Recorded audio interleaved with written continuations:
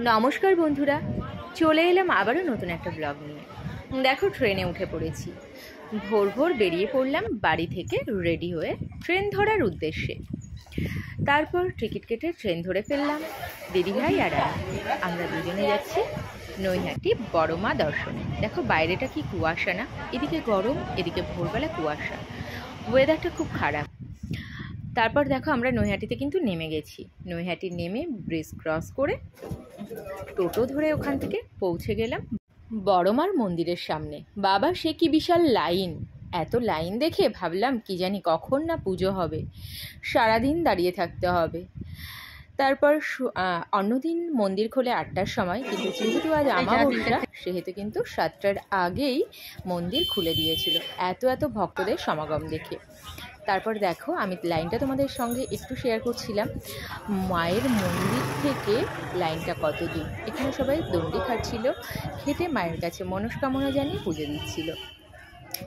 তো যথারীতি আমরা লাইনে দাঁড়িয়েছিলাম। আমরা কিন্তু আগে ডালাটা কিনে নিই, তোমরাও কিন্তু এই কাজটা করতে পারো। ডালাটা কিনে হাতে ধরে দাঁড়িয়ে থাকার থেকে যখন ঢুকবে তার আগের মুহূর্তে ডালাটা কিনে নিলে সবার ক্ষেত্রেই সুবিধা। কেন কি, একজনের দেখছিলাম ডালা নিয়ে লাইনে দাঁড়িয়ে থাকতে থাকতে তার হাত থেকে কিন্তু ডালাটা পড়েও গেছিলো, ডালাটা তার নষ্ট হলো। তো যাই হোক, এই যে মায়ের মন্দির, দেখো লাইনটা কতটা। অবশ্য পুরো লাইনটা তোমাদের সঙ্গে কিন্তু দেখাতে পারিনি, এটা শুধু মেন রোডের উপরে যে লাইনটা সেটা দেখাতে পেরেছি। তারপর তো আবারও ভিতরে এত লম্বা লাইন। দেখো এখানে তারপর আমাদের ঢোকার আগের মুহূর্তে আমি দুটো ডালা কিনে নিলাম দিদিভাই আর আমার জন্য। আমরা 108টা ফুলের মালা দিয়ে দুটো ডালা সাজিয়ে নিয়েছি। তারপর ঢুকে গেলাম মায়ের মন্দিরের ভিতরে। খুব ভালো লাগছিল এতক্ষণ দাঁড়িয়ে। তারপর ঢুকে গেছি, খুব তাড়াতাড়ি হয়ে গেছিলো আমাদের পুজো মোটামুটি 8টার মধ্যে কিন্তু হয়ে গেছিলো, 8টা 10-15-এর মধ্যে। দেখো লাইনটা কেমন, শুধু ঘোরানোর লাইন।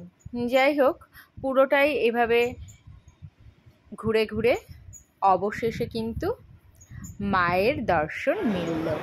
দেখো, জয় বড় মা। তোমরাও একবার বলো জয় বড় মার জয়। আজকের দিনটা শুনেছি খুব ভালো একটা দিন।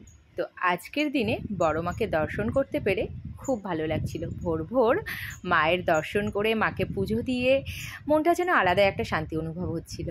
যাই হোক, এখানে ধাগা বেঁধে নিচ্ছিলাম দিদিভাই আর আমি দুজনেই নিজেদের মনের কথা মাকে জানিয়ে। মা সকলের মনের আশা পূরণ করো। তারপর সব কাজ কমপ্লিট হলো পুজোর। এখানে আমরা দুজন মিলে কচুরি আর ঘুগনি খেয়ে নিলাম। সেটাও তো একটু করে ক্লিপ রেখেছি তোমাদের সাথে শেয়ার করব বলে। যা যা করেছি সবটাই তো একটু দেখাতে হয় না। তারপর ওখান থেকে বেরিয়ে আরেকটা মায়ের মন্দির দেখতে পেলাম আমরা।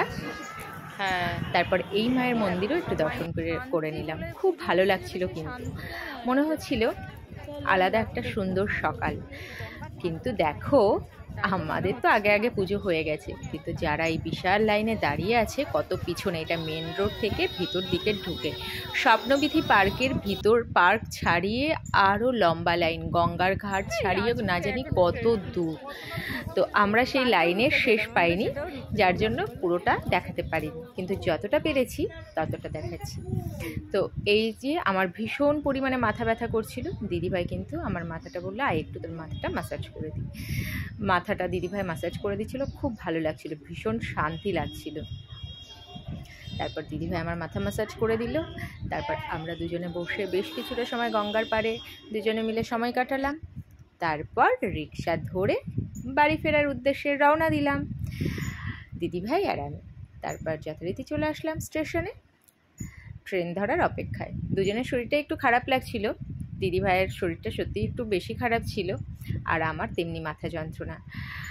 তারপর ট্রেন ঢুকলো, আমরা ট্রেন ধরে চলে এলাম বাড়িতে। তো বড় মায়ের এই ব্লগটা তোমাদের কেমন লাগলো অবশ্যই জানিও বন্ধুরা। সকলে খুব ভালো থেকো, সুস্থ থেকো। আর পুজো দিতে হলে অবশ্যই ভোর ভোর চলে যেও, কেন পয়লা হলে লম্বা লাইন, তার সাথে রোদ।